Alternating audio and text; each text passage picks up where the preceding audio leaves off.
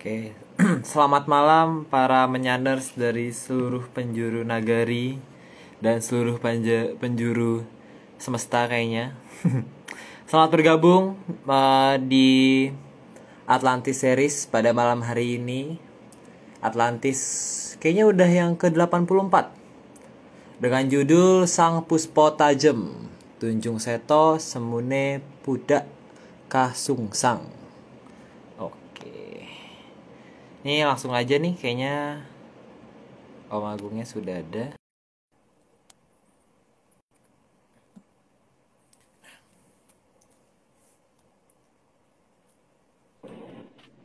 Halo Aryo. Halo Om. Halo Bapak Aryo. Halo Bopo aku. Apa kabar? Om gimana Baik. di eh, di sebelah timur berantas. Timur ya. Halo, Haskell udah Halo masuk Om, juga. halo Aryo. Halo Haskell, apa kabar? Cukup Halo. kumis Aryo. Halo Iya. Bapak Aryo. Haskell. Bopo Haskell juga. Gimana kabarnya di ujung kulon? Apa? Belum tsunami. Oh, belum ada tsunami.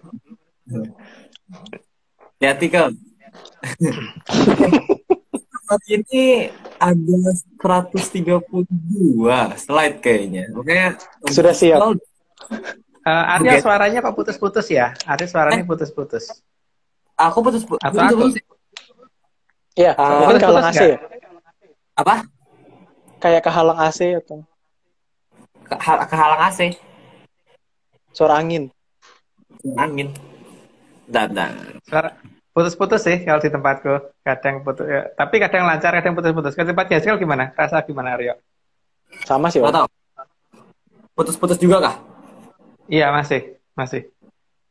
Ya udah, mungkin kan hari ini aku nggak banyak bicara, yang banyak bicara harusnya Haskell. Jadi aman. Oke, kita langsung aja mulai. Bopo Haskell, semoga waktu dan tempat dipersilahkan. Matur sembah nuwun Bapak Aryo. Oke, mulai dari pertama ya. Kata Udah siap minum sungsang. belum? Udah siap, Siap Om? minuman belum? Udah siap. Oh, udah. Ya wis, oke. Oke. Kata sungsang memiliki arti terbalik. Jadi, kasungsang artinya benar-benar terbalik atau sangat berbeda dengan yang umumnya diketahui banyak orang. Ya. Jauh dari kewajaran gitulah gambarannya gitu aja. Jauh dari kewajaran dan tidak umum gitu ya. Lanjut aja sekolah karena banyak. Jadi pertanyaannya, gimana caranya dapat gambar piramid kebalik sih Om sebenarnya? Ya itu tergantung yang ngasih nyari gambar kalau gitu. Ya, oke, lanjut. Oke. Oke. Nomor 2, sehingga pudak kasungsang bisa diartikan sebagai saat pertama kali Sang Tunjung Seto mengetahui rahasia yang sangat berketerbalikan dengan semua kewajaran yang ada. Ya ketika rahasia itu baru diketahui kan tentu saja yang namanya rahasia kan pasti beda dengan yang tidak dirahasiakan kan. Jadi ya mesti dia kaget gitu loh di saat-saat kaget pertama dan selain itu juga pasti ada masalah lain gitu. Lanjut dulu aja. Oke. Nomor 3, pada awalnya hal ini sebenarnya membuat Sang Tunjung Seto atau Sang Kartosuro sangat bingung. Karena semua hal yang tadi dia dianggap benar justru salah. Dan semua hal yang dianggap salah justru ada kemungkinan benar. Meskipun yang salah juga belum tentu benar. Ya. Karena ya mungkin sekarang kita berpikirnya begini ya. Kalau kita melihat hewan yang bertanduk itu kan biasanya herbivora. Tidak ada kan hewan bertanduk itu karnivora gitu. Terus kenapa yang bertanduk dikatakan suka makan daging gitu, suka makan orang gitu kan. Itu kan yang bikin dia bingung pertama kali mungkin itu salah satunya itu loh. Jadi kalau misalkan yang digambarkan buas dan mau bisa memangsa orang itu penggambarannya seperti singa atau seperti harimau atau seperti itu mungkin masih masuk akal bagi dia. Tapi ketika dia mendengar kok bertanduk kok dikatakan seperti itu ya itu sesuatu yang Yang bertanduk tuh nggak ada tuh yang nggak herbivora, semuanya herbivora gitu kan. Lanjut deh. Oke, hal tersebut, nomor 4, hal tersebut juga membuat sang Kartosuro bingung dalam menyikapi kondisi di luar yang sudah jauh berbeda dan jauh dari pakem yang sebenarnya. Maka, mulai saat itulah semua rencana disusun untuk mengembalikan sesuatu yang sudah dianggap hilang. Ya seperti tadi toh, ada banyak asumsi yang itu entah yang benar siapa atau itu kan tadi berdasarkan logika saya ya dan berdasarkan domain kita kan. Kalau menurut Haskell sendiri bagaimana? Yang namanya hewan bertanduk itu, makhluk bertanduk itu karnivora atau herbivora? Soal berbahaya dan Su- tidaknya, oke, bisa berbahaya. Memang hmm, yang namanya herbivora juga bisa berbahaya, bisa nanduk orang. Tapi masalahnya mangsanya si herbivora itu apakah daging? Apakah manusia termasuk dalam menunya dia gitu loh? Iya ya, Om ya. iya. Kayaknya rumput ya. Menunya dia tuh kayak rumput, tanaman gitu kan. Tapi Yang kenapa yang, makhluk bertanduk dikatakan itu gitu? Dia bingung bener dong. Aku aja bingung bertanduk kok waktu sekolah aku nanya ke guruku nggak bisa jawab itu. kambing, Ya, sapi, domba, heeh, eh, heeh. dan Kambing, lain. sapi itu herbivora dan dia eh, Enggak. daging itu tidak ada dalam menunya dia kan. Yang ada adalah dia rumput gitu kan. Iya. Terus yang Malah dikatakan di salah itu yang makan rumput gitu, bukan yang bukan harimau gitu, bukan singa, bukan buaya gitu kan. iya. Oh, berarti Om, berarti kita disuruh jadi ini yang makan rumput juga Om. Vegan, itu vegan. kan itu kan kalau kalangan vegetarian kan malahan sebenarnya. Oke. Tapi yang Aku bukan setuju. bukan berarti maksudku orang manusia ya. Ini kan kita ngomong di luar manusia kan. Ya, Yang di luar manusia ini kenapa kok makhluk yang herbivora gitu.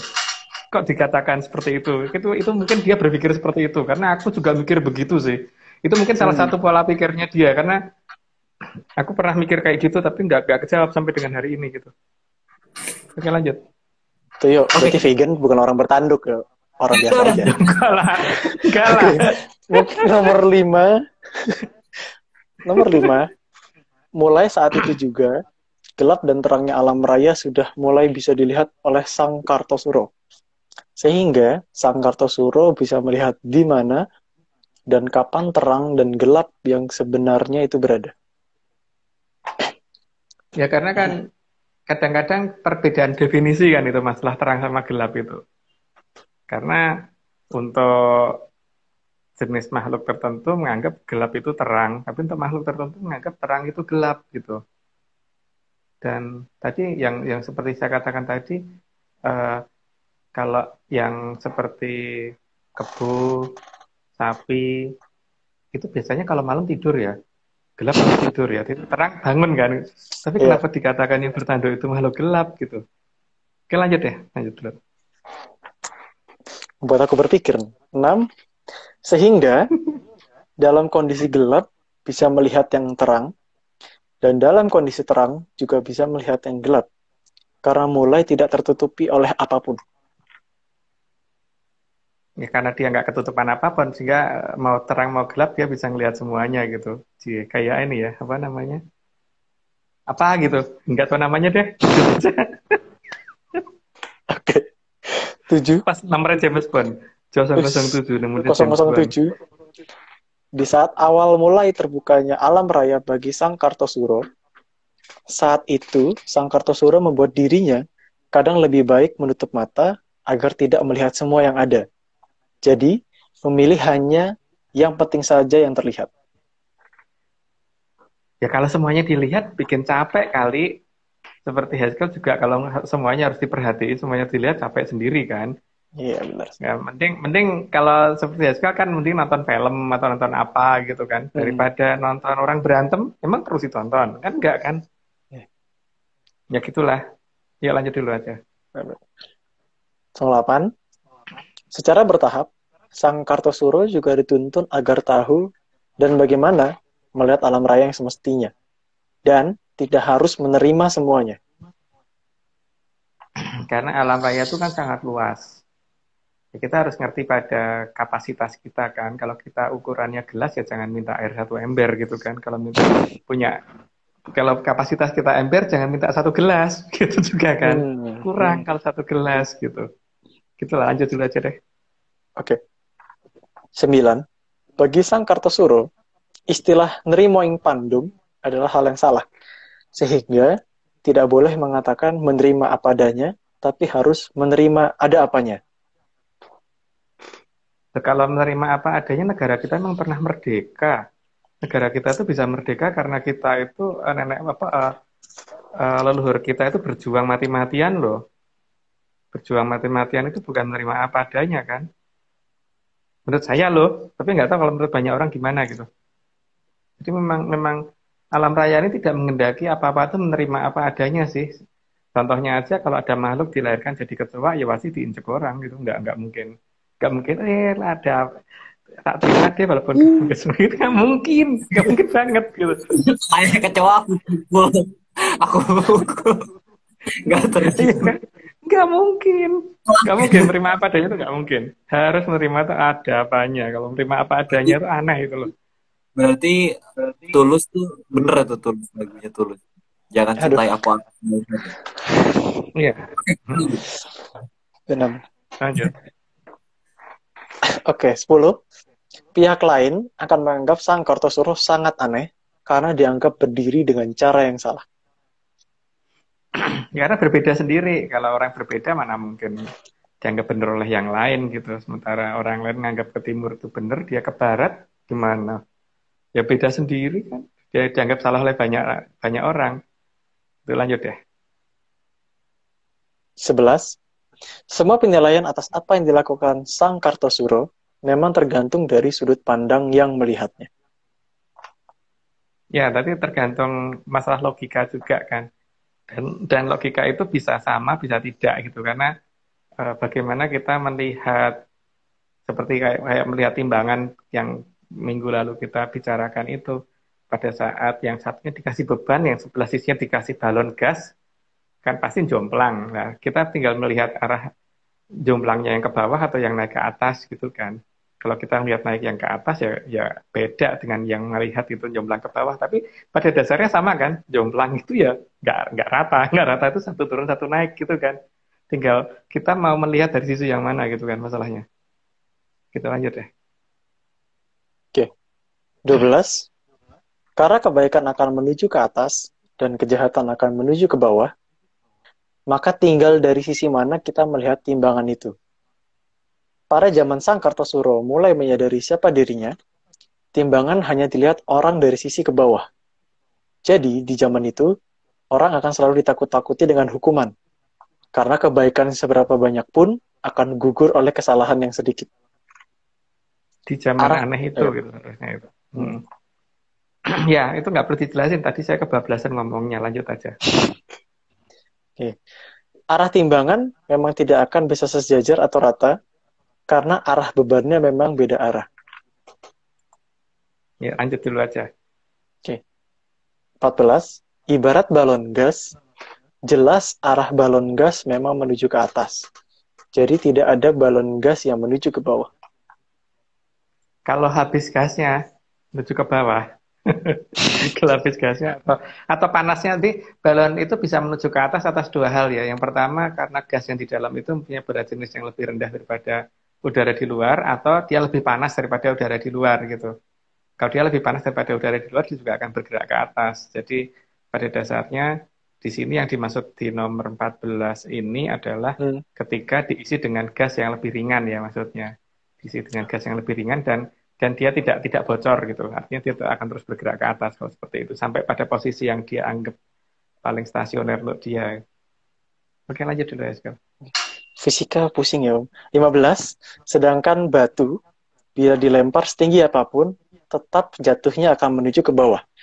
Maka, kedua jenis benda yang berbeda ini sangat aneh sebenarnya kalau mau ditimbang untuk mendapatkan nilai beban yang seimbang. Ya nggak bisa lah satu menuju ke atas, satu menuju ke bawah mau ditimbang. Lanjut. Oke. Ya. Di zaman Kolobendu, memang banyak pola penilaian yang aneh. terutama penilaian yang berhubungan dengan kehidupan. Itu berdasarkan dongeng loh ya. Kalau Hmm. berdasarkan kenyataannya nggak tahu. Lanjut. Ini Oke, kayaknya 17. Hmm? kalau gendut tuh cuman baperan ya berarti ya. Iya, bener. Yang dikit-dikit Lanjut. tersinggung terus di Twitter gitu ya, di Instagram. Sensitif sekali gitu ini. Salah makan dikit bisa masuk. Nah, jadi oke next. Ada, next. 17. Terkadang ada yang dikatakan sebagai sebuah hal yang pasti, tapi kenyataannya masih berubah-ubah. Jika hal yang pasti ketahuan sebagai hal yang tidak pasti, maka tidak boleh dibahas. Agar hal yang tidak pasti menjadi seolah-olah adalah hal yang pasti. Ya, karena kadang-kadang di zaman yang aneh itu eh, ada patokan bahwa itu tidak boleh dipertanyakan gitu. Tapi tidak boleh dipertanyakan, tapi jadi pelajaran di sekolahan. Padahal di sekolahan kan harusnya boleh bertanya ya. Itu yang bikin bingung sih. Gak tahu deh itu yang apaan. Lanjut aja deh. Aku deg-degan. Oke, 18. Kenyataan ini tuh susah dimengerti Om.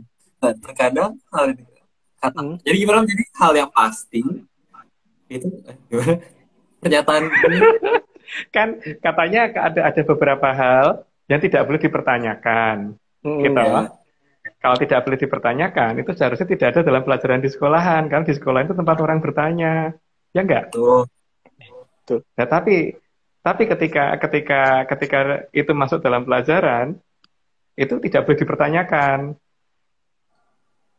Lah, Contohnya terus kenapa matematika masuk Om. dalam pelajaran? Nah, ini kita ngomong di zaman yang lain ya, bukan di zaman Zaman, kita. iya. Jadi kita nggak ngerti Oke. itu zaman apaan, kita nggak tahu. Ya jelas sih zaman aneh Matematika gitu masih aja. bisa dipertanyakan ya. Matematika Ya, masih bisa matematika masih bisa dipertanyakan. dipertanyakan. Heeh. Fisika masih Mungkin bisa ada yang lain. dipertanyakan, tapi ini ada yang lain yang nggak boleh dipertanyakan. Nggak. Tapi masuk dalam pelajaran. Padahal pelajaran itu harusnya kita kan katanya boleh bertanya, tapi nggak boleh bertanya gitu loh. Hmm. Nggak boleh Fisika. dipertanyakan. Di titik tertentu nggak boleh. Yuk. Iya. Mungkin lanjut Ya, dulu. science. Lanjut dulu aja. 18. Maka di zaman Kolo Bendu, kepastian akan warnanya alam akan serba membingungkan. Karena kesalahan dalam menimbang sesuatu yang memang pola dan cara menimbangnya salah, tapi dianggap benar. Ya tadi toh, kalau menimbang itu harusnya arahnya harus sama. Kalau kanan dikasih beban ke arah bawah, ya berarti di kiri dikasih beban ke arah bawah, bukan di kiri dikasih beban ke arah bawah, tapi di kanan dikasih beban yang arahnya ke atas gitu, seperti ditarik balon ke atas gitu, misalkan gitu. Jadi ada pola cara menimbang yang jadi membingungkan gitu loh di zaman itu. Lanjut. Oke. 19. Maka kejahatan yang kecil akan lebih dianggap bernilai dan dianggap memenangkan nilai timbangan daripada kebaikan yang banyak. Tuh, makanya kan ada sampai ada peribahasa yang dikatakan sama Aryo itu di open mic waktu itu, harimau mati meninggalkan belang, terus gajah mati meninggalkan gading, harimau mati meninggalkan belang gitu kan. Padahal harga belangnya harimau itu lebih mahal daripada harga gading kan. Sejak zaman dulu itu harga belangnya harimau pasti lebih mahal daripada harga belangnya gading. Berarti yang dihargai siapa dong? Yang dihargai artinya apa dan yang dihargai yang mana gitu kan? Yang jelas yang kalau berdasarkan peribahasa seperti itu kan berarti yang dihargai belangnya harimau kan, bukan gadingnya loh. Lebih murah kok nyatanya dan hampir separuh loh harganya rata-rata. Itu ada zaman seperti itu gitu loh masalahnya. Oke, lanjut. Itu peribahasa itu 20. saya Om ya. Oh enggak, next. Kenapa? Ayo kita. Enggak jadi. Nggak jadi. Oke. 20. Setelah mulai tahu apa yang salah dan apa yang benar, maka Sang Kartosuro mulai menimbang banyak hal agar yang dianggap salah bisa diarahkan menjadi benar. Paling tidak untuk dirinya dia sendiri ya. Nggak tahu apakah itu akan untuk orang lain juga, tapi yang jelas untuk dirinya sendiri dulu paling tidak. Gitu, lanjut. Oke, 21. Sehingga Sang Kartosuro di awal masa Kasungsang mulai mencoba berbagai hal yang dianggap aneh pada zamannya. Ya, karena dia mulai mengerti rahasia di zaman dulu kan, jadi dia mencoba-coba gitu. Nah, tapi di antara mencoba-coba ini nanti pasti ada sesuatu hal yang salah yang dia kerjakan gitu. Lanjut. Oke, 22. Salah satu yang pernah dicobanya adalah mengaktifkan Aji Jolo Sutro yang dipasang di tingkat yang lumayan tinggi, hanya karena ingin mengetahui efeknya. Ini sih nggak perlu dibahas ya, cuman ini pernah terjadi, tapi terjadi di mana saya nggak tahu. Lanjut aja. 23. Karena sangat halusnya Aji Jolo Sutro, maka tidak terlihat oleh mata manusia normal, sehingga tidak ada yang menyadari ketika Aji Jolo Sutro sedang diuji cobakan pada suatu wilayah yang tidak diketahui oleh masyarakat luas.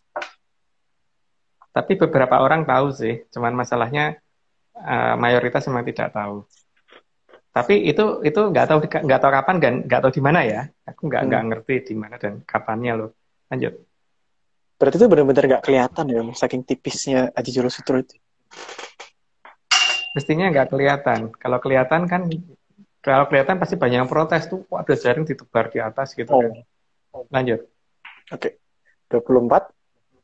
Mengakibatkan ada beberapa objek terbang yang kemudian menabrak Jolo Sutro yang dipasang oleh Sang Kartosuro. Lanjut dulu aja. Lanjut. Oke, 25. Pada zaman Kolobendu itu, ada satu benda yang dapat terbang dan sempat jatuh setelah tinggal landas. Tapi jatuhnya mundur ke belakang karena menabrak Jolo Sutro yang terpasang. Ya, itu pernah terjadi, tapi nggak tahu di mana dan seperti kapan. Lanjut aja. Oke, 26. Kondisi itu membuat beberapa sarana di daratan kejatuhan benda melayang tersebut dan tidak ada yang menyadari kalau benda tersebut bergerak mundur saat akan jatuh. Ya, tapi apa namanya itu tidak tahu di mana ya. Tapi hanya untuk menunjukkan kalau ada gejala seperti itu berarti Kartosuro sudah ada gitu aja. Lanjut. Oke. Sehingga 27, sehingga Sang Kartosuro terkejut dan sangat kaget. Juga merasa bersalah di waktu itu. Ya karena kan paling tidak ada yang jadi rusak gitu. Makanya dia terkejut dan merasa bersalah karena paling tidak ada yang jadi rusak. Lanjut. Oke. 28. Sang Hyang Bathari Kanestren marah atas situasi itu dan mulai menghukum Sang Kartosuro. Sehingga di masa itu, Sang Kartosuro harus mengalami hidup yang kasung sang sungsang karena harus menembus kesalahannya terlebih dahulu. Dalam bahasa lainnya dikatakan Satrio kesampar kesandung gitu. Jadi kehidupannya serba sulit di masa itu karena dia harus menebus kesalahan yang dia perbuat dulu. Lanjut. Oke. Supaya tidak membahayakan orang lain, maka semua kekuatan dari Sang Kartosuro ditinggalkan sementara oleh Sang Hyang Bathara Ismaya. Tujuannya agar Sang Kartosuro mulai berlatih mengendalikan emosi sampai pada batas yang stabil. Ya, yang jelas tidak membahayakan pihak lain gitu. Kebijaksanaan dari Bathara Ismaya begitu supaya tidak membahayakan pihak lain ketika dia belum stabil secara emosi. Lanjut. Oke. 30. Meskipun yang dilakukan itu ada di luar jagat wilangan yang ditempati Sang Kartosuro, tapi bagi jagat raya, hal tersebut tetap saja salah. Nah itu di mana lagi nggak tahu. Lanjut ya. 31. Maka, sejak saat itu, Sang Kartosuro mulai menjalani masa hukuman dari leluhur dengan menjadi rakyat biasa, agar bisa mengerti apa yang sudah dia lakukan dan apa yang akan dia lakukan nantinya. Ya paling tidak ngerti lah kalau pegang sesuatu yang berbahaya itu ya dipakai yang benar gitu kan. Maksudnya leluhur begitu ya. Tapi ya itu sudah terjadi ya gimana lagi ya. Berarti ya dia harus dimarahin dulu kan paling tidak. Lanjut. 32. Juga dibiasakan agar mengetahui seberapa menderitanya rakyat. Maka memang harus dimulai dari hidup kalangan paling tidak berada. Makanya kan dinyatakan dalam Serat Jongko itu sebagai orang dari kalangan bawah ya, tapi kata-katanya gimana lupa sih saya, tapi bukan dari kalangan atas gitu, bukan dari kalangan berada. Lanjut. Oke. 33. Sang Kartosuro juga harus bisa menghadapi hinaan banyak orang dan diusir ke sana kemari agar tahu seberapa sakitnya lapisan masyarakat yang sedang mengalaminya dan harus dia bebaskan dari kondisi tersebut. Ini kita ngomong masalah ciri-ciri ya. Jadi ya ciri-ciri itu ada di siapa nanti kita lihat. Yuk lanjut. Oke. 34. Maka selama masa Kasungsang, Sang Kartosuro juga akan disalahkan oleh banyak orang akan apa yang dia perbuat. Semata hanya karena dianggap tidak sejalan dengan pandangan banyak orang. Ya karena yang dianggap orang benar dianggap salah sama dia, yang dianggap salah sama orang banyak dianggap benar sama dia gitu. Seperti mungkin loh ya beberapa halnya yang seperti yang kita bicarakan tadi itu kan. Gitu mungkin, tapi ya pasti dia lebih dari itu. Lanjut. Oke. 35. Karena jalan yang dipilih oleh Sang Kartosuro memang berbeda dengan jalan yang dipilih banyak orang. Ya lanjut aja.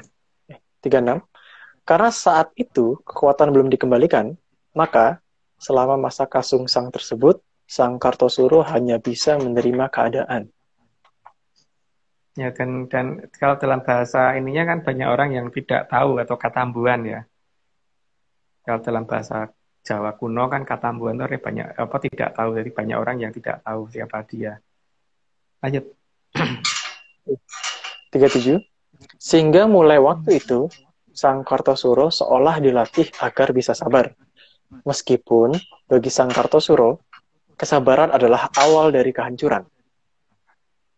Nah itu, orang nggak punya sabar disuruh latihan sabar ya pasti nggak tuntas deh pasti kalau seperti itu. Yang ada ya yang ngamuan gitu tetepan. Lanjut. 38. Bagi Sang Kartosuro, kesabaran hanya membawa pada masalah yang akan menjadi semakin berantakan.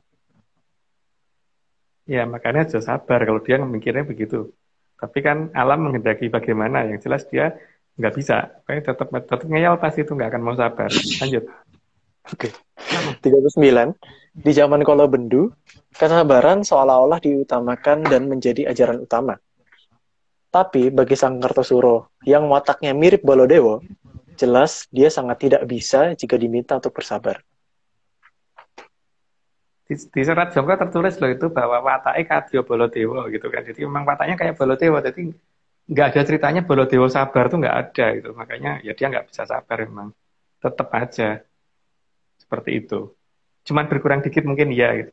Dikit sih mungkin dari misalkan dari skala 500 juta ya berkurang 1/100 gitu.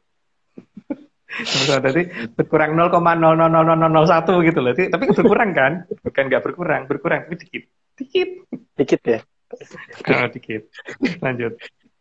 40. Dalam serat Jongko pun tertulis wataknya kadya Baladewa, yang artinya wataknya mirip Prabu Baladewa, dan tidak ada ceritanya kalau Baladewa itu sabar. Lanjut. Udah terlanjur kebablasan aku. 41. Juga, Sang Hyang Bathara Wisnu mengawasi dengan seksama agar Sang Kartosuro bisa menjaga segala ucapannya. Akan sangat berbahaya bila terjadi salah ucap, karena Sabdo Jati sudah manunggal. Kalau Sabdo Jati sudah manunggal, kan waktu itu masih belum, mungkin di jam 3 waktu itu. Kalau ngomong bisa jadi, kan kasihan yang kena ucapannya dia kan, makanya Bathara Wisnu juga mengawasin. Lanjut. Oke. Bagaimanapun juga, Sang Kartosuro adalah palenggahan dari Sang Hyang Bathari Maharani, sehingga alam raya pasti akan mengikuti semua pernyataannya. Sebelum tiba saatnya Sang Hyang Bathari Maharani turun ke Arcopodo, maka Sang Kartosuro harus bisa mengatur ucapannya. Tidak perlu dijelasin sih, lanjut aja. 43. Maka latihan bicara dengan tepat mulai dilatih agar tidak salah berucap. Ya, lanjut. Nggak perlu dibicarain lagi. 44. Tapi, terkadang Sang Kartosuro juga masih salah bicara, seperti meminta cuaca terang di saat sedang hujan. Leluhur menurutinya, dengan langit menjadi terang, tapi hujannya tetap ada, karena yang diminta adalah langit terang, bukan hujan berhenti. Ya, karena harus mulai bicara secara tepat kan, apa yang dituju itu biar ngerti gitu. Jadi waktu itu mungkin loh ya dikatakan bahwa dia minta waktu pas hujan lagi hujan lebat nyuwun minta supaya terang gitu. Ya terang, langitnya jadi terang, panas, tidak mendung lagi, tapi hujannya tetap deras. Karena yang diminta bukan hujan berhenti gitu kan. Jadi harus tepat kalau bicara, karena nantinya akan ketepatan sabda jati kan, maka dia tidak boleh bicara salah gitu. Gitu. Oke, lanjut dulu aja. Harus spesifik. Oke, 45. Hmm. Atau tetap kehujanan meski hujan reda. Karena yang diminta oleh Sang Kartosuro adalah tidak hujan, bukan tidak terkena hujan. Ya. Ya, jadi kalau itu bisa jadi ciri-ciri juga tuh kalau misalkan dia lagi jalan-jalan tiba-tiba yang kehujanan dia sendiri gitu. Jadi kan salah meminta. Yang dia minta kan hujan reda. Iya hujannya reda, tapi dia tidak minta untuk tidak kehujanan kan. Jadi dia tetap kehujanan, tapi yang lainnya nggak kehujanan gitu. Kalau ada kayak gitu, itu berarti dia gitu kan. Ciri-ciri yang ngomong sama saya ciri-ciri aja sih. Oh, kita harus cari yuk orang itu. 46. Lu Setiap kata yang keluar, setiap kata yang keluar diawasi oleh leluhur agar tidak salah ucap, supaya semua hal yang dilakukan bisa menjadi benar. Ya itu nggak perlu dijelasin. Nanti lanjut aja. Oke, 47. Di saat itu juga, Sang Kartosuro mulai terbiasa dengan omongan yang teratur dan tidak mudah mengumpat. Ya karena kalau mengumpat kan kasihan yang diumpat ya ketika sabda jati sudah turun. Ketika belum kan mending diatur apa dilatih dulu. Jadi dilatih dari bawah supaya dia tidak gampang untuk bicara yang enggak. Lanjut. Berarti ini bukan pemain 42. game nih. Yang Kartosuro ini Kenapa? bukan game. Jangan main game online. Kalau Diledek-ledekan. suka sama Bukan pemain game ya berarti ya. iya, musuhnya mati, orang yang mati beneran kan salah ya. Oh, Bahaya. oke. Kita lanjut aja. 48. Hal itu memang dipersiapkan agar ketika Sang Hyang Wening Sabdodadi turun, Sang Kartosuro sudah bisa mengatur apa yang akan diucapkan. Karena kalau sabda jati udah turun ya bener-bener apa yang diucapkan bisa jadi beneran. Jadi ngomong orang lain celaka ya celaka. Maka memang masa sebelum itu harus dilatih betul kan. Tapi ya itu sekalian masalah ketepatan bicaranya itu ya, seperti misalkan tadi kan langit sedang hujan deras minta terang gitu. Ya terang tapi hujannya tetap turun gitu kan. Dan tetap deras. Kalau perlu malah tambah deras gitu kan karena bukan minta hujannya berhenti gitu. Atau minta hujannya berhenti tapi dia tetap kehujanan karena dia mintanya kan nggak minta nggak kehujanan kan. Tetap aja kena gitu. Jadi harus ngomong per ngomong mulai dilatih perlahan-lahan itu. Waktu itu ya. Waktu di zaman nggak tahu kapan itu gitu. Lanjut. Oke. 49. Sebab jika terjadi kesalahan ucapan dari Sang Kartosuro, justru akan mengakibatkan Sang Hyang Batari Maharani dapat terkena masalah dari Sang Hyang Wening. Karena beliau kan yang ini ya, yang menggai, jadi yang menjadi sumber inspirasi dan yang membisiki kan beliau. Jadi enggak kalau Kartosuronya salah ya Sang Hyang Maharani juga ikut kena masalah dengan Sang Hyang Wening. Maka benar-benar harus lebih diawasin karena itu. Lanjut. Oke, 50. Maka leluhur benar-benar mengarahkan agar Sang Kartosuro bisa menjaga ucapannya, karena akan berakibat pada Sang Hyang Batari Maharani yang sering terbang mengelilinginya. Makanya kadang-kadang mungkin kalau orang nggak sadar lihat kok pusing ya aku ngeliat orang itu gitu kayak ada klap-klip hilang lagi ya itu dia gitu kan. Karena dikelilingi oleh sesuatu yang tidak bisa didefinisikan orang zaman sekarang. Lanjut. Oke, 51. Begitu juga Ki Lurah Sabdopalon atau Sang Hyang Bathara Antigo juga akan terkena masalah karena beliau adalah pamongnya. Itu sih nggak perlu jelasin karena udah pasti kalau itu. Lanjut. Oke, 52. Sang Hyang Bathara Ismoyo juga akan terkena masalah karena merupakan pamong terdekatnya. Merembet kemana-mana ya jelas. Makanya dia memang harus diatur dari awal. Lanjut. 53. Maka yang ditunggu leluhur adalah saat Sang Kartosuro sudah bisa menyusun ucapannya dan tata kalimat yang tepat. Ya, kalau sudah bisa ya baru mungkin nanti akan istilahnya kalau kutut dikerek kan, kalau sudah bisa manggungnya bagus baru dikerek ke atas gitu. Lanjut. Oke. 54. Selain tepat dalam ucapan, juga bisa menemukan perkataan yang indah, enak didengar, tapi tepat sasaran. Jadi bukan hanya asal indah saja. Ya, dan itu akan susah ya, karena dia pasti orangnya kaku kan, dikatakan kayak Bolodewo gitu. Lanjut. 55. Sindiran mengenai hal tersebut ada dalam bentuk gending kutut manggung. Karena sang perkutut kalau manggungnya sudah bagus akan dikerek ke atas. Waduh, kebablasan aku tadi ya. Lanjut. Iya. Udah ternyata. 56. Maka proses latihan dimulai sesuai permintaan dari Sang Mahaprabu Joko Sesuruh. Harus dimulai dari satu kumpulan, lalu satu karang padesan, kemudian satu kota, bahkan nantinya akan untuk satu negara. Kata-katanya sih mungkin gini ya. Diwiwiti sebuah kumpulan yang para muda, sansaya suwe bakal iso dadi parang padesan. Suka pirang-pirang karang padesan iso dadi kutha, suka pirang-pirang kutha iso dadi negara ya, Nger. Mungkin kata-katanya begitu kali ya. Kan itu bahasanya kita nggak pernah dengar soalnya. Oke, lanjut. Detail ya. 57. Sejarah adalah suatu kejadian yang sudah terjadi di masa lalu, dan sejarah yang sebenarnya harus dicari dengan cara yang benar. Karena bagi dia sejarah nggak ada yang benar gitu kan. Makanya dia akan mencari dengan caranya sendiri. Lanjut. 58. Dalam memahami sejarah yang ada, dibutuhkan logika dan kebenaran menolak teori yang sudah permanen. Karena bisa saja semua yang sudah diungkap masih jauh dari realita masa lalu. Yang jelas dia pasti akan menghindari untuk menggunakan daftar literatur ya. Karena dia tidak percaya dengan literatur yang ada, apalagi literatur yang dibuat oleh Belanda. Jadi kalau semuanya masih berdasarkan literatur yang dari Belanda, dia ngomong itu double gitu, apa dalam bahasa lainnya tuh bohong, nggak mutu gitu kan, bagi dia begitu. Lanjut. 59. Dalam pencariannya, Sang Kartosuro juga tidak langsung diberitahu apa yang sebenarnya terjadi di masa lalu.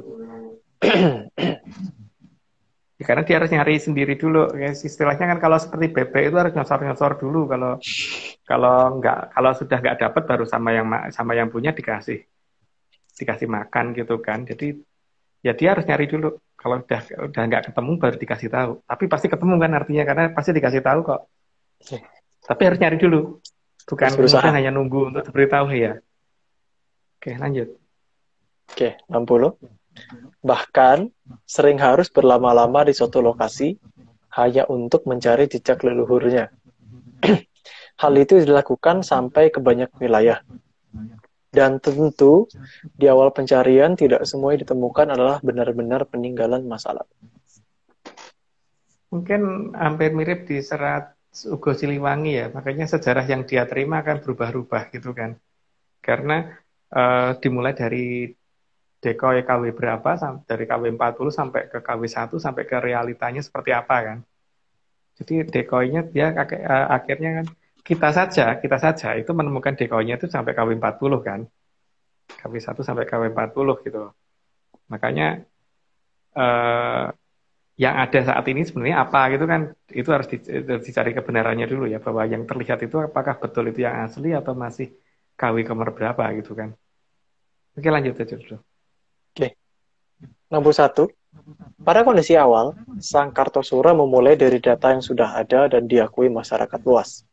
Namun, secara bertahap, kejanggalan mulai ditemuinya, karena banyak peristiwa masa lalu yang tidak sesuai dengan sejarah resmi. Kok nggak sah dia ya, kita aja gitu kan, nemu banyak kan akhirnya kalau kita ke lapangan. Kalau kita nggak ke lapangan mungkin kita akan nganggap bahwa itu benar, tapi kalau kita ke lapangan coba aja deh. Pasti akan banyak yang nggak masuk akal jadinya. Gitu loh. Lanjut. Oke. 62. Sehingga pola penyembunyian peradaban mulai dilacak dan hasilnya bertemu dengan beberapa orang yang juga mencarinya. Namun, kebanyakan orang di zaman itu bukan mencari dengan bertanya kepada leluhur, tetapi menganalisa dari data yang ada, sehingga terjadi banyak perbedaan. Ya kalau mencari itu bukan dari buku atau dari tulisan, ya harusnya ke lapangan gitu. Jadi kalau mencarinya dari buku kan ya berarti hanya mencoba untuk mengadakan pembenaran suatu literatur kan. Justru di sini bagaimana membuktikan bahwa literatur itu nggak benar, seharusnya gitu, bukan menerima apa ada, itu jangan menerima apa adanya itu. Lanjut. Harusnya tidak menerima apa adanya itu. Tapi literatur yang sudah keluar tuh nggak percaya, seharusnya begitu dulu. Jangan, dasar pertamanya harusnya nggak percaya, bukan langsung oh nggih, bukan genggian gitu. Lanjut. Mungkin dari Mbah Google yang itu. 63. Sejak saat itu, Sang Kartosuro tidak lagi mau mengikuti pola ilmu pengetahuan, tapi melakukan dengan caranya sendiri. Terjadilah banyak perbedaan dengan sejarah resmi, maka di masa awal itu dikatakan masa Sungsang Bawono Balik. Awal-awal Sungsang Bawono Balik bagi dia ya, karena dia sudah mulai mengerti. Dan ternyata kan bukan hanya dia, termasuk kita juga mencari seperti itu kan. Dan kita juga nemu hal yang mirip sama yang ditemukan itu. Mungkin begitu masalahnya. Karena ada kemiripan dengan yang kita kerjakan untuk di proses itu ya. Lanjut. Oke, 64. Proses Sungsang Bawono Balik dimulai dari keluar masuk hutan untuk menemukan kejadian masa lalu yang dialami oleh leluhurnya. Keluar masuk hutan itu bukan hanya keluar langsung masuk terus keluar gitu ya. Harusnya masuk keluar kali ya. Kalau keluar sebelum masuk kan bingung kan. Iya, masuk dulu baru keluar. Masuk keluar masuk hutan. Keluar hutan. Kalau keluar masuk hutan lucu dong. Belum masuk hutannya udah keluar duluan gitu. Lanjut. Tapi mungkin loh kalau dia mungkin loh, karena kan bisa jadi banyak orang kan. Lanjut. 65. Pencarian dilakukan sampai menaiki gunung, dan disinilah keajaiban mulai muncul. Keajaiban tersebut antara lain, kecepatan naik gunung selalu lebih cepat daripada ketika turun gunung. Ya kalau ketemu orang seperti itu ya berarti itu dia gitu kan, ketika naik gunung lebih cepat daripada turun gunungnya. Karena turun gunung kan bisa sambil lari ya, atau naik gunung kan menggah-menggah gitu kan. Sambil kempis itu napasnya, karena naik itu berat gitu. Apalagi kalau naiknya terjal seperti dengkul sampai kena muka gitu, kalau naik gunung kan ada yang sampai terjal seperti itu kan. Kalau naiknya lebih cepat daripada turunnya, lah itu ya harus mulai dipertanyakan siapa dia ini gitu loh yang mempercepat itu. Lanjut. Oke, 66. Bahkan di beberapa gunung, izin menggunakan sang aji sepi angin juga sering diberikan. Sehingga selama masa tersebut selalu bisa mengatasi hambatan, karena daerah yang seharusnya tidak terlihat menjadi terlihat, dan yang tidak perlu dilihat bisa terlewatkan tanpa melewati. Ya, bahkan jadi tutup di pagerin pun masih bisa masuk gitu, tidak perlu harus lewat pagernya soalnya. Lanjut. 67. Bahkan ketika suatu saat naik ke suatu bukit yang seharusnya bebas didaki, karena keserakahan pihak tertentu, bukit tersebut ditutup dan tidak boleh didaki, tapi tetap saja bisa ditembus. Dan ketika dikejar dengan menggunakan banyak anjing pengejar, maka anjing yang mengejar justru ketakutan karena melihat wujud Aji Senggoro Macan yang menyertai selama naik bukit. Jadi itu ada suatu peristiwa yang nggak tahu di mana. Tapi yang jelas ketika dia menaiki suatu bukit, yang bukit itu harusnya bebas dinaikin banyak semua orang, tapi ternyata ditutup karena ada temuan di situ yang tidak ingin dibuka oleh pihak lain. Dipikir dengan ditutup itu dia nggak bisa masuk, dan kemudian dijaga dengan orang yang bawa anjing pelacak dan sebagainya gitu. Tapi tetap bisa masuk. Dan ketika anjing pelacaknya ngejar, ya takut sendiri. Masih penting loh itu anjing pelacak yang masih pada selamat. Dan yang bawa anjing pelacak selamat itu masih beruntung loh itu. Coba kalau itu Senggoro Macan yang dilepas, habis itu. Lanjut. Bocah Milan. 68. Masih beruntung 4 orang yang mengejar ke puncak bukit tidak diterkam oleh sang harimau putih yang menyertai sang Kartosuro. Karena ditahan dan tidak dibiarkan lepas oleh sang Kartosuro. Namun, beberapa anjing yang mengejar terus melolong ketakutan dan memilih mundur. Hanya saja, manusia yang membawa anjing tersebut tidak menyadari jika ada bahaya dahsyat yang mengancam di depan mata mereka. Kalau anjingnya sudah kaing-kaing semua, jadi waktu ngejar kaing, kaing, kaing gitu. Jadi memang udah ketakutan, tapi orang yang bawa nggak tahu, malah merasa bahwa udah nemu, padahal diembat habis tuh. Lanjut. Oh, berarti hewan tuh gak ditutupin ya, Om ya? Bisa kelihatan Enggak maksudnya? ketutupan. Iya. Oh, oke. Tapi hewannya udah kain-kain nggak karuan itu pasti. Ya tapi nggak tahu tuh di mana ya. Kita kan nggak ngerti. Ya lanjut. 69. Saat itu, Sang Aji Senggoro Macan tetap berjaga dan siap memangsa orang yang menjaga bukit tersebut.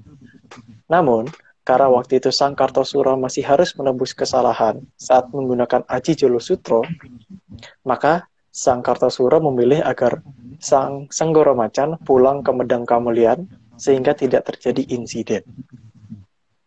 Ya, tapi minimal pada saat lanjut aja. Kayaknya ada di bawahnya sih. Oke. 70. Bahkan ketika turun, beberapa orang sudah bersiap dan menunggu untuk menangkap Sang Kartosuro.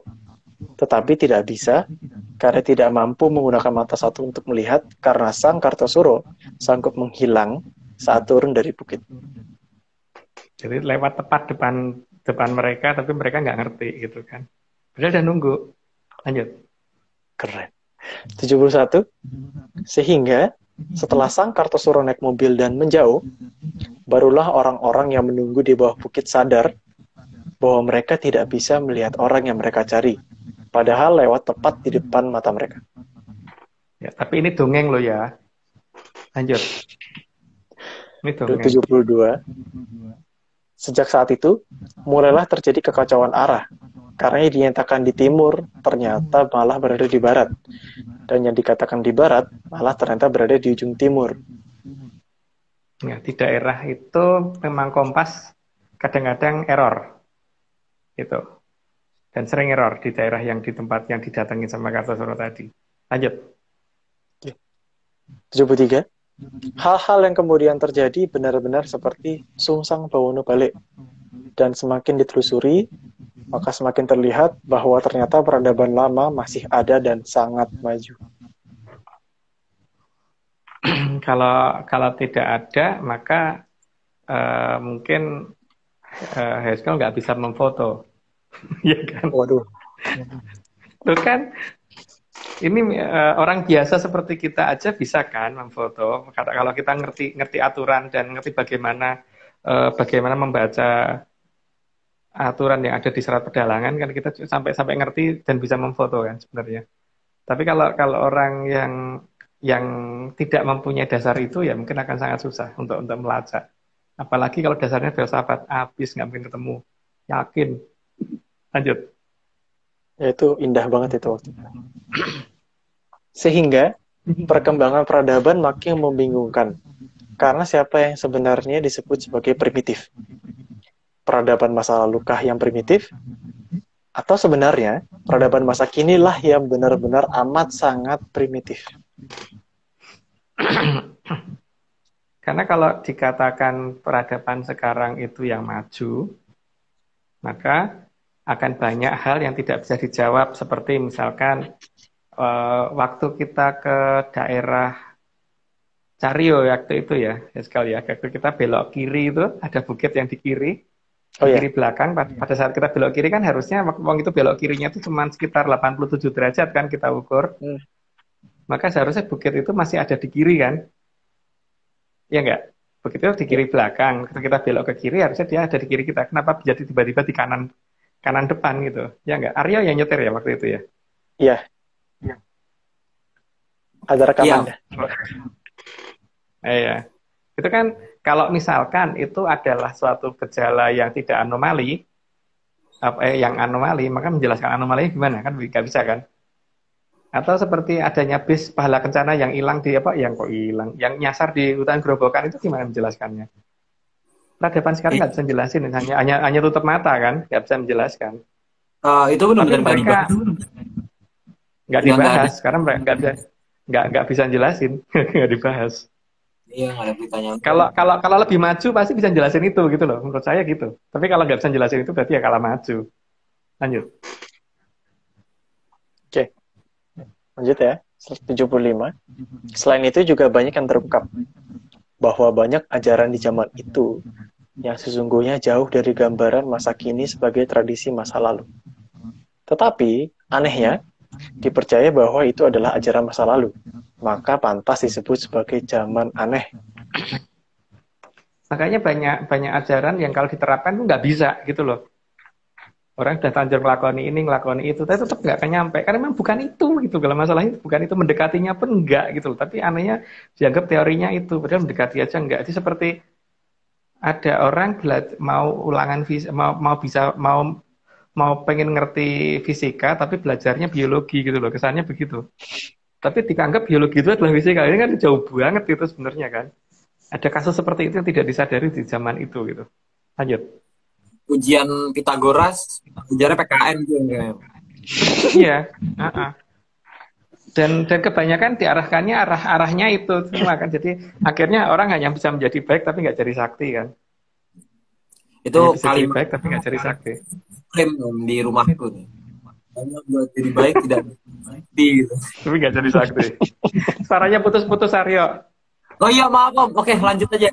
Biar Haskell ya. Oke, 76.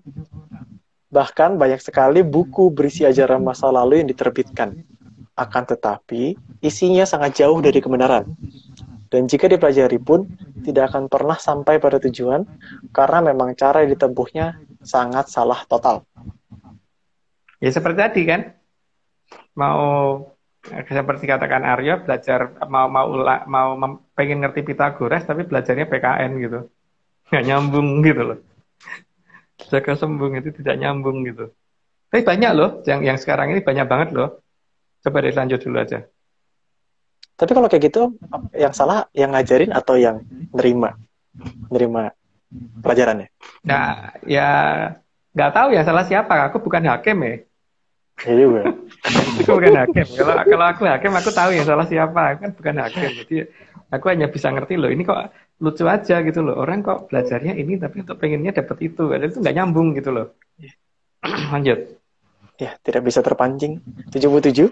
Bahkan ilmu filsafat yang datang dari asing juga dipaksa untuk dimasukkan ke dalam buku dari ajaran tersebut. Padahal sama sekali tidak nyambung karena justru makin menjauh dari ajaran asli. Ya, seperti yang dulu pernah tak ceritakan itu kan, dalam Hastagroto itu ada yang namanya Bathara Baruna. Bathara Baruna itu dewa laut. Dikatakan, katanya laut itu kedatangan kotoran dari manapun akan tetap berwarna bening atau tetap jernih gitu. Artinya dikatakan bahwa orang yang dekat dengan atau ketempatan Bathara Baruna, maka dia akan kalau mendapatkan masalah dari manapun akan tetap bisa berpikir secara jernih gitu kan. Apa itu salah? Ya nggak salah, tapi nggak nyambung. Karena terus Bathara Baruna cara nyarinya gimana nggak dibahas di situ gitu loh malahan. Dan dianggap nggak ada malahan. Cara menemukan beliaunya itu tidak ada malahan. Yang ada adalah membahas masalah nama doang gitu loh. Kebanyakan begitu gitu loh.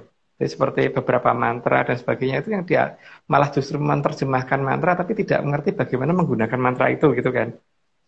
Ya seperti lucunya gini ya, seperti misalkan Haskell punya komputer dikasih password.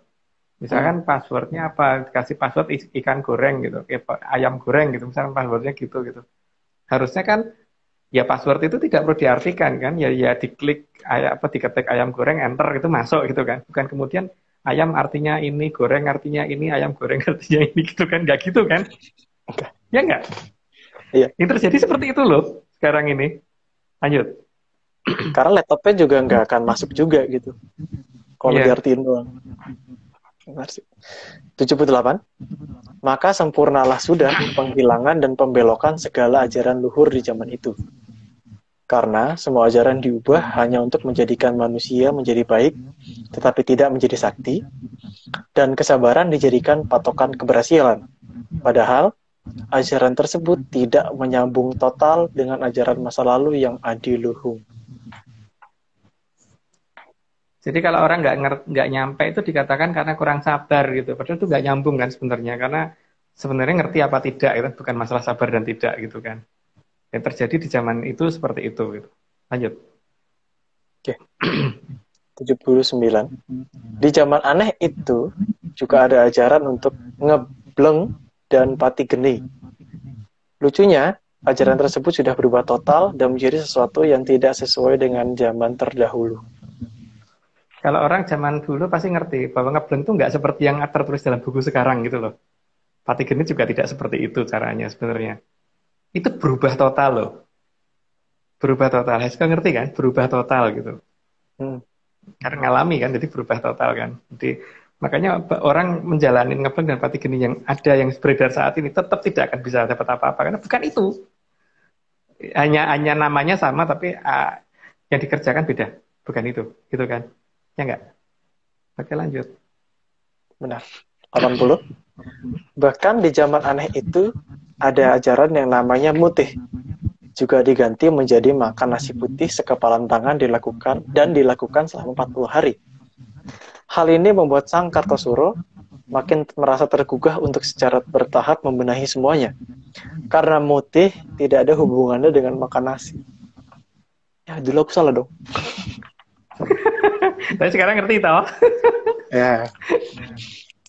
Sudah mengerti arti mutih yang benar. Iya, tapi masalahnya kenapa bingung kan? Nggak nyambung toh itu. Belas nggak nyambung. Mendekati pun nggak.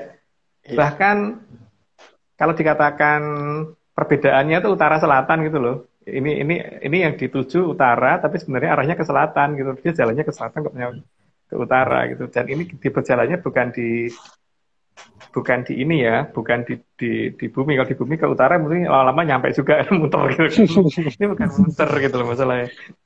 Aneh loh, kerasa kan? Sekarang anehnya di mana? Iya. Lanjut. Tapi Kebayang. nggak tahu ini dongeng kita. Kenapa Aryo? Udah mulai kebayang Om dan terpikir. Ya, ya emang ada zaman aneh seperti itu gitu loh. Semuanya dirubah gitu loh. Aku bingungnya itu Kasihan aja itu, sih. kasihan. Kasihan. Ya. 81. 81. Maka jelas pada zaman aneh tersebut kesaktian menjadi dongeng pengantar tidur. Karena semua ajaran memang tidak nyambung dengan ajaran yang dulu diterapkan oleh leluhur. Bahkan, anehnya, yang mengajarkan hal tersebut juga sama sekali tidak sakti, tapi masih saja dipercaya. Makanya coba deh, kalau nggak percaya, cari, terus kemudian nanti dipelajari, diterapkan. Tapi kasih nggak bisa, karena memang bukan itu. Bukan itu. Jadi, itu adalah seperti mau mengerjakan Pythagoras, tapi belajar PKN gitu. Lanjut. Oke. 82. Semua pakem lama di zaman dahulu menghilang secara total dan diganti dengan ucapan dan kata-kata motivasi manis serta filsafat yang sama sekali tidak berhubungan. Ya, seperti yang tak ceritakan tadi toh, masalah misalkan kayak Bathara Baruna tadi kan itu nggak nyambung sama sekali kan sebenarnya. Tapi yang terjadi seperti itu di zaman itu, di dongeng kita itu gitu loh. Lanjut. Oke, 83. Maka di zaman aneh itu semakin orang mencari jejak leluhur dengan berpatokan pada tata cara yang ada di buku perpustakaan, akan semakin jauh pula mereka dari kebenaran yang nyata, karena memang bukan seperti itu tata caranya. Nah ya itu. Tapi anehnya banyak orang menganggap itu benar gitu. Aku juga bingung sih. Kita yang mulai mengerti dikit-dikit aja mulai loh kok gitu ya gitu kan. Tapi kalau aku kan karena orang desa dan di desaku tuh hal kayak gitu tuh dulu masih wajar dan masih umum. Makanya ketika sekarang aku membaca apapun yang ada di perpustakaan dan sebagainya itu atau membeli buku yang seperti itu aku ngerti loh ini kan bukan ini harusnya gitu kan. Dan beberapa teman yang di Kalimantan, yang di Dayak, terus yang beberapa teman yang ada di Bali yang yang masih tradisional banget itu juga mereka ini nggak nyambung loh Pak dengan ajaran yang kita tahu gitu kan. Kalau ngomong begitu kan. Waktu saya ke Sulawesi juga begitu. Waktu ketemu orang suku Kaili itu juga ngomong begitu. Ini nggak nyambung kenapa? Waktu tak baik itu Pak ini ajaran kayak gini ada nggak sih di Bapak? Enggak sama sekali ini mendekati pun enggak gitu. Rata-rata orang ngomong gitu. Yang orang-orang tradisional loh ya. Orang Dayak yang pedalaman dan sebagainya ngomongnya nggak begitu. Ini bukan itu kok ternyata. Berarti ajaran halu ya? Ya, iya. Ajaran halu. Lanjut. 84. Di zaman aneh itu pula, makin banyak orang tersasar, tapi merasa arah yang dicarinya adalah benar.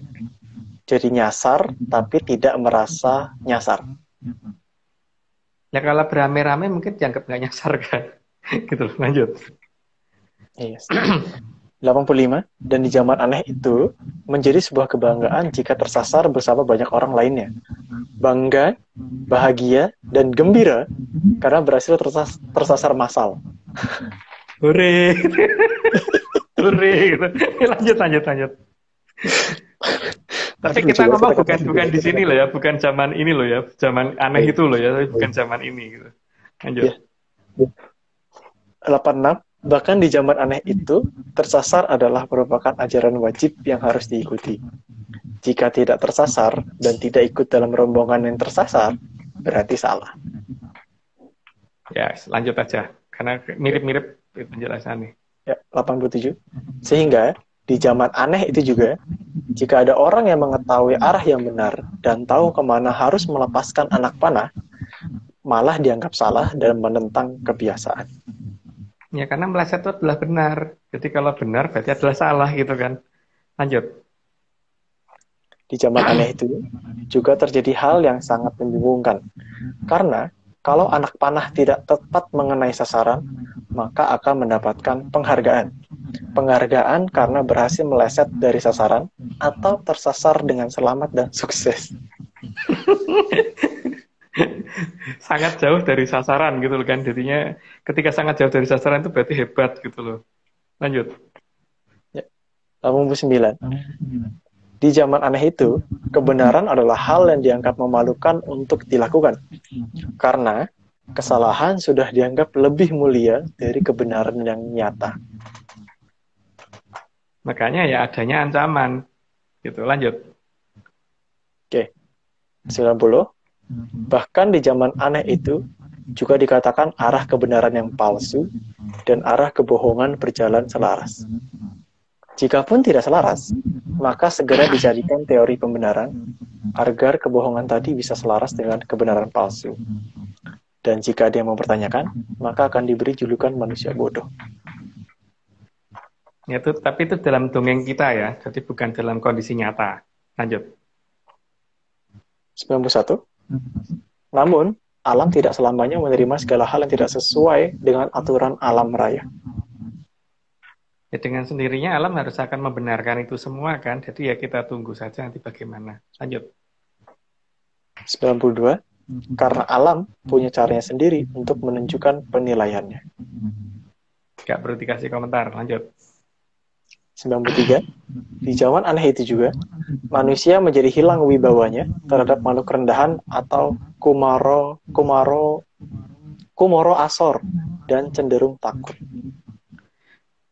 Ya, zaman aku kecil, itu dulu anak-anak itu senangnya kalau ketemu kuntilanak itu seneng banget karena mau kita pakai mainan untuk bikin ini towok gitu kan. Sebenarnya waktu aku pulang ke desaku saat ini terkejut loh, karena orang tua, orang dewasa zaman sekarang tuh ketemu kuntilanak pingsan ya. Padahal dulu itu mainannya anak kecil gitu. Dan dulu anak kecil itu setelah selesai mainan kita biasanya batasin satu wilayah, terus itu makhluk itu kita taruh di satu tempat supaya nantinya biar gampang lagi kalau mau kita pakai untuk mainan gitu kan. Maka ada tempat anak buang jin gitu kan. Sekarang nama-namanya berubah menjadi tempat jin buang anak gitu. Bingung sih. Kok bisa sampai sejauh itu perubahannya gitu loh. Lanjut. Mainnya keren juga ya. 94. Bahkan di zaman aneh itu, makhluk aneh yang tidak menyerang pun ditakuti. Makhluk aneh tersebut hanya senyum saja, maka manusia akan gemetar kelepek-kelepek. Sehingga untuk menakut-nakutin manusia di zaman aneh itu, cukup dengan senyuman aneh mereka. Iya, tapi itu kok kemarin ada orang yang menirukan itu kan ya lucu ya, seharusnya kan nggak ditiruin kan seperti itu. Jadi apa ya, senyumilah melawanmu dan kelepek-kelepek itu gimana sih, aku nggak ngerti deh. Tapi itu cerita pada zaman apa ya? Kalau di zaman aku kecil kan nggak begitu soalnya. Lanjut deh. Tuh, gambarnya serem-serem amat ya. 95. Astaga. Bahkan kadang ada orang tertawa aneh di tempat sepi juga akan ditakuti dan membuat lari terbirit ketakutan. Lah itu loh yang aku bingung tuh, di zaman dulu itu kan kalau ada kayak gitu tuh, wah itu ada mainannya anak kecil di situ gitu kan. Kok sekarang itu menjadi sesuatu yang menakutkan. Bedanya tuh utara selatan gitu loh kayaknya. Lanjut. 96. Derajat manusia di masa itu melorot drastis, dan makhluk rendah yang tadinya adalah mainan anak kecil malah menjadi sesuatu yang sangat ditakuti. Jadi menjadi punya wibawa atau mereka, padahal harusnya mereka tuh nggak punya wibawa. Dan kadang-kadang juga bingung loh, ada orang ngomong kalau sama mereka tuh kamu nanti harus bikin perjanjian. Nggak. Sekarang tuh kalau mereka tuh makhluk di bawah kita, makhluk lebih rendah dari kita, mereka tuh nggak punya hak kan untuk bikin perjanjian dengan kita. Seperti halnya kalau kita pelihara ayam, ayam itu mau kita tendang, mau kita kasih makan, mau kita sayang-sayang, mau kita bunuh, mau kita lempar kemana, itu ayam itu nggak berhak protes ke kita kan. Harusnya gitu kan. Tapi kalau ayam tiba-tiba, kalau kamu mau pelihara ayam atau pelihara kambing, berarti kamu harus mengadakan perjanjian dengan si kambing itu gitu kan. Gergeran itu. Ya enggak? Ada ucapan seperti itu aku bingung loh. Tapi ya itu di zaman apa gitu loh, di zaman aneh itu gitu. Cuman aneh. Lanjut. Heeh. 97. Begitulah zaman yang sedang salah. Maka di waktu itu, turun derajat dikatakan hal mulia atau sungguh terpuji. Ya ini kita hanya ngomong tentang di zaman batas Kolobendu ya.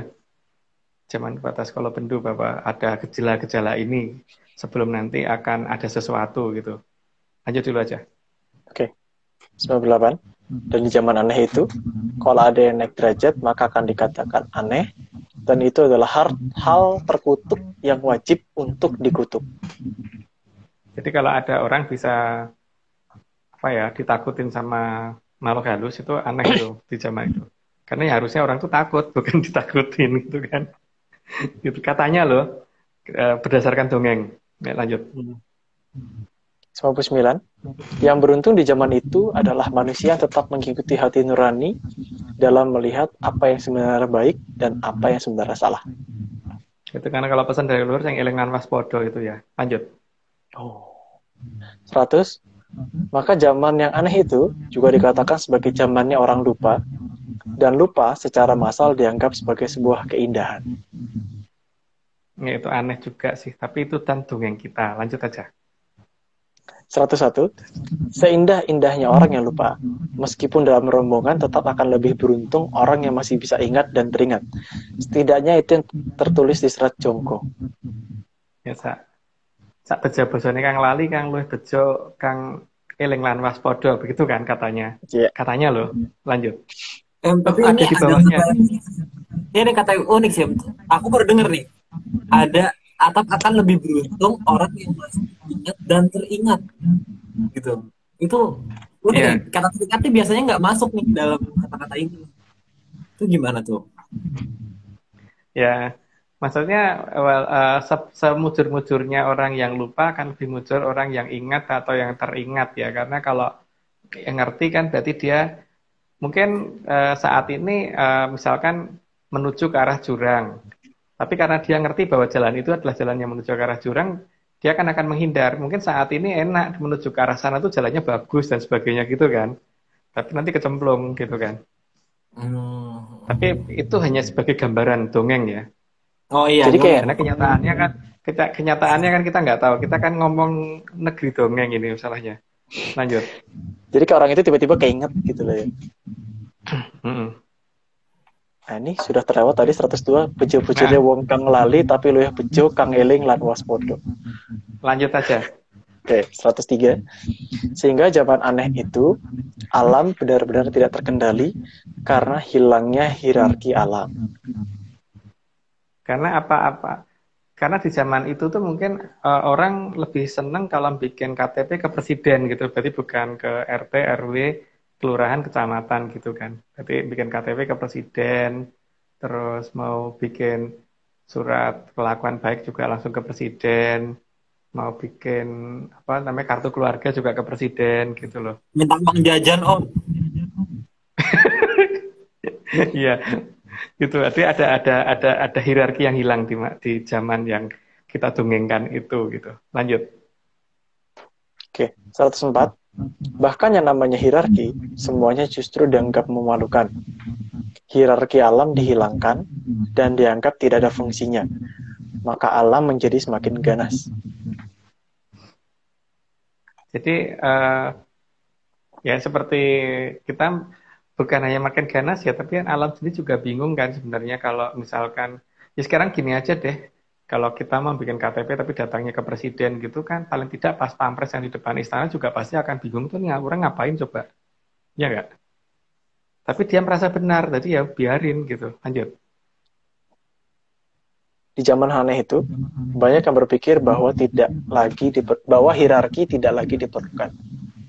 Karena semua menganggap bisa berkomunikasi langsung tanpa perlu hierarki alam.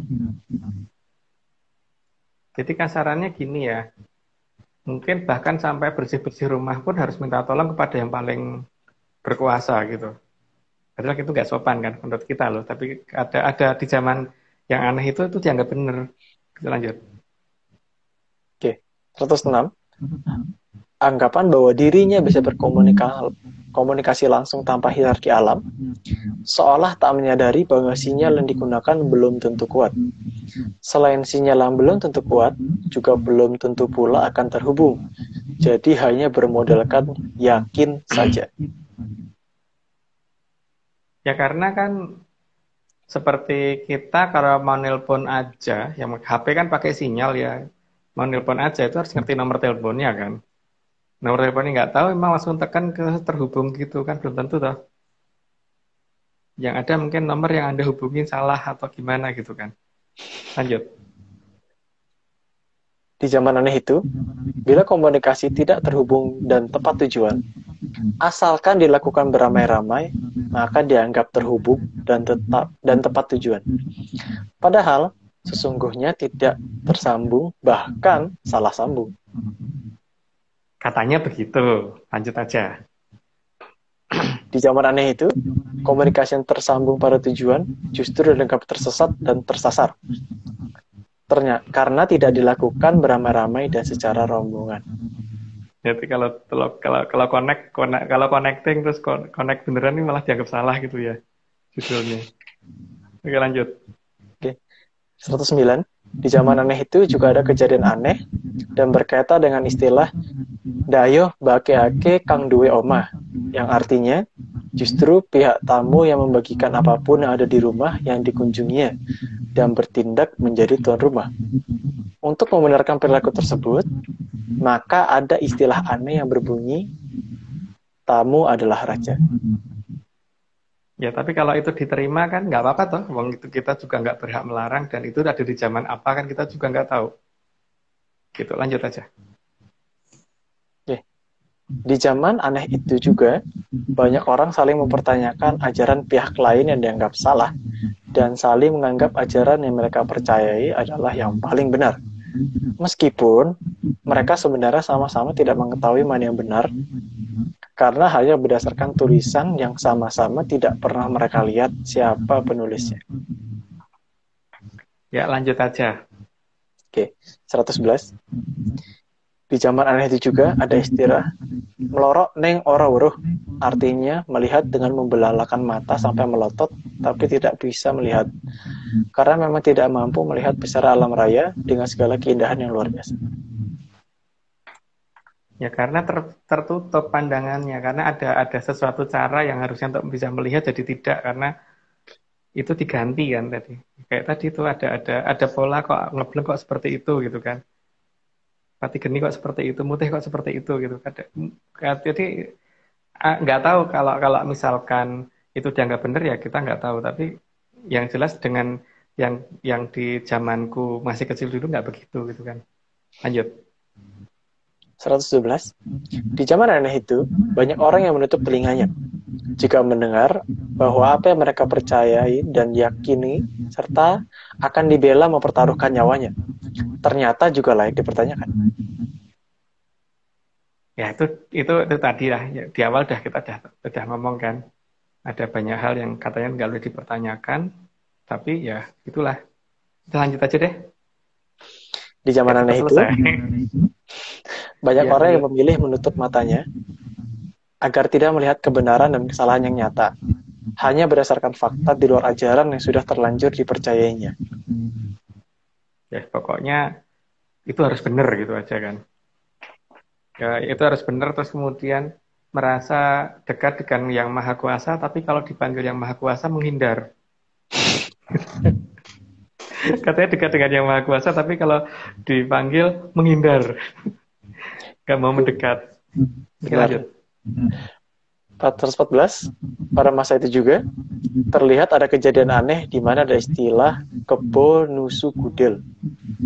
Itu diartikan sendiri aja, lanjut. Di masa itu juga ada istilah wong lanang ilang lanange, wong wadon ilang wirange. Itu beberapa ciri-ciri yang ada di Serat Jongko ya. Kita hanya ngurut doang, jadi lanjut.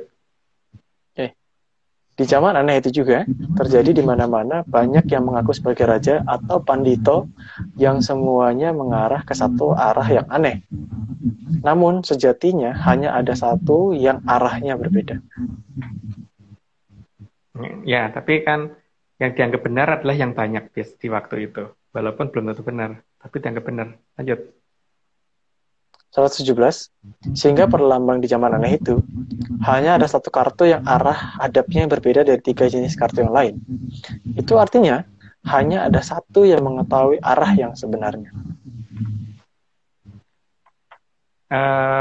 Kalau di kartu remi itu cuman kartu yang waru hitam aja itu yang arahnya beda dengan kartu yang lain. Coba deh cocokin kalau nggak percaya.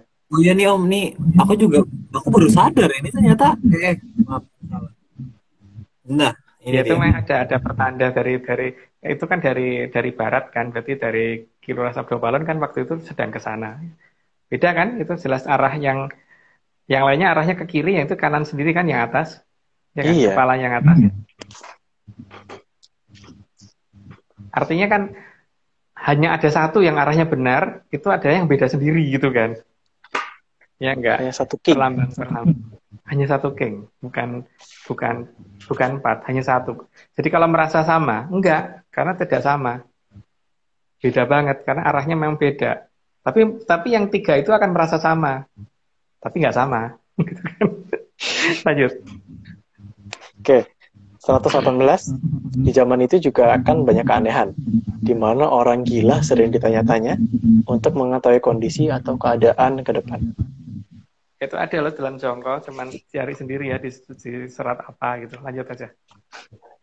Oke, maka akan lebih tepat kalau pada masa yang aneh itu dikatakan sebagai zaman edan. Ya, lanjut aja. Karena penjelasannya di bawahnya ternyata. Ya, karena di zaman aneh dan edan itu, kalau tidak ikut gila, maka tidak akan kebagian atau ne orang edan orang keduman. Ya, lanjut aja. Ya, hampir selesai. Ya, 121. Pada masa itu juga yang namanya bahaya juga bermacam-macam. Bahkan, bahaya bisa turun di tempat yang paling dianggap aman, atau malah di tempat yang dianggap paling suci sekalipun. Tapi itu di zaman aneh itu ya, bukan di zaman sekarang ya. Di zaman dongeng kita gitu. Lanjut. 122.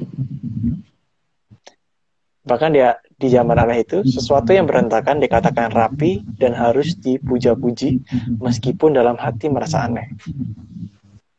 Nggak perlu dijelasin sih, lanjut aja. Ya. 123.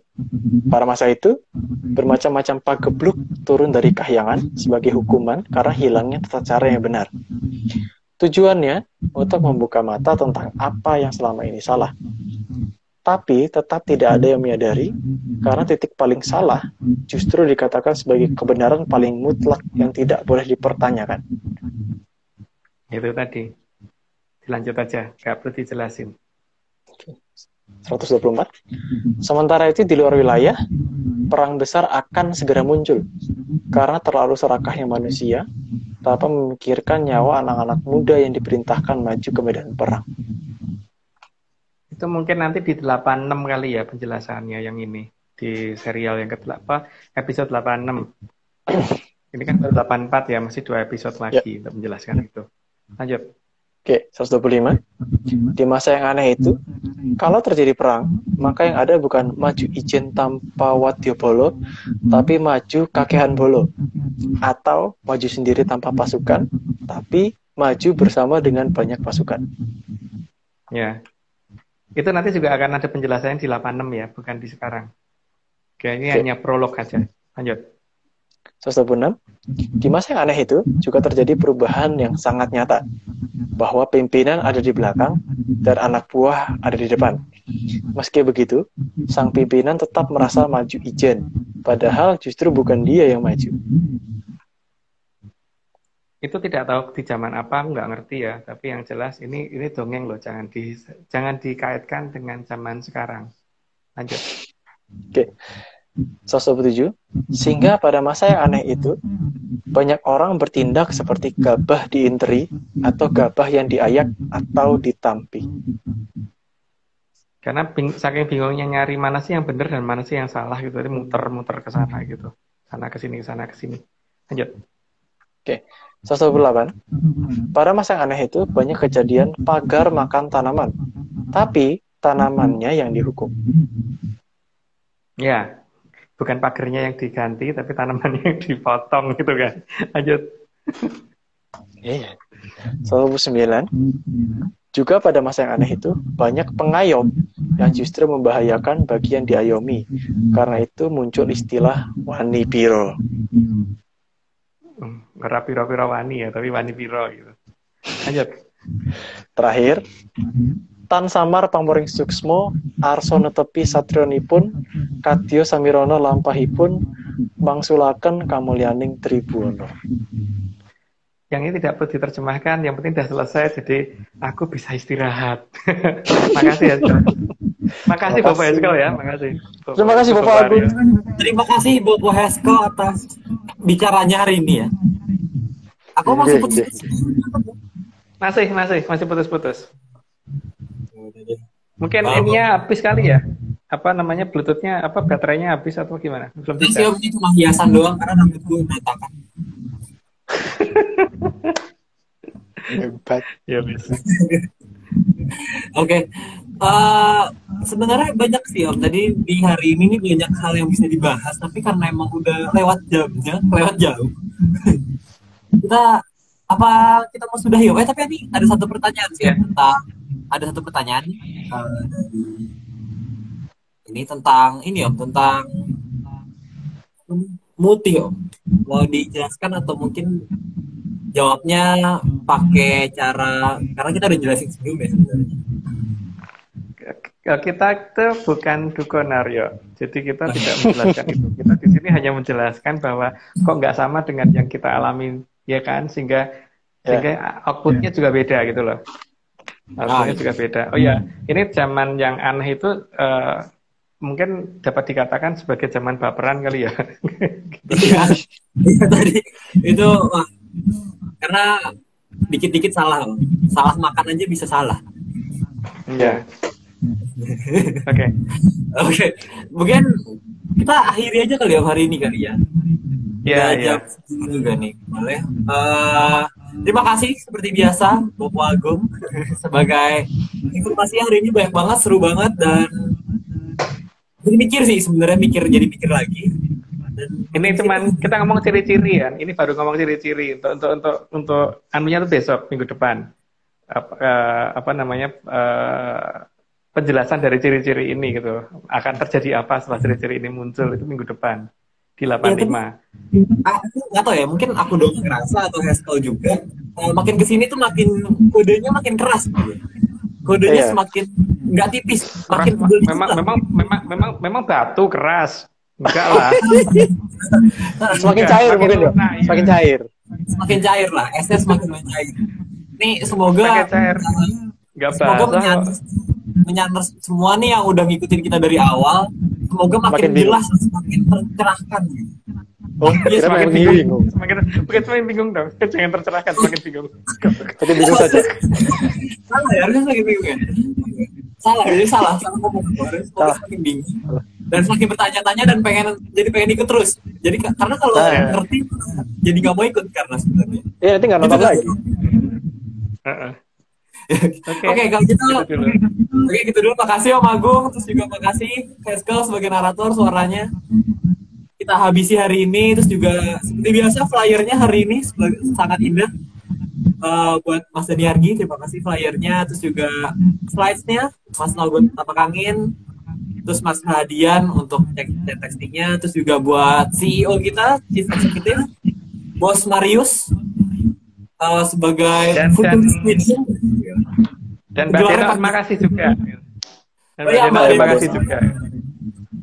Om Iwan juga, pokoknya semuanya, semua tim analisis servis, terima kasih, dan juga Menyaners yang hadir hari ini. Terima kasih sudah meramaikan kolom komentar. Sekian hari ini, sampai jumpa minggu depan. Salam Menyan. Selamanya. Terima kasih Romo Aryo.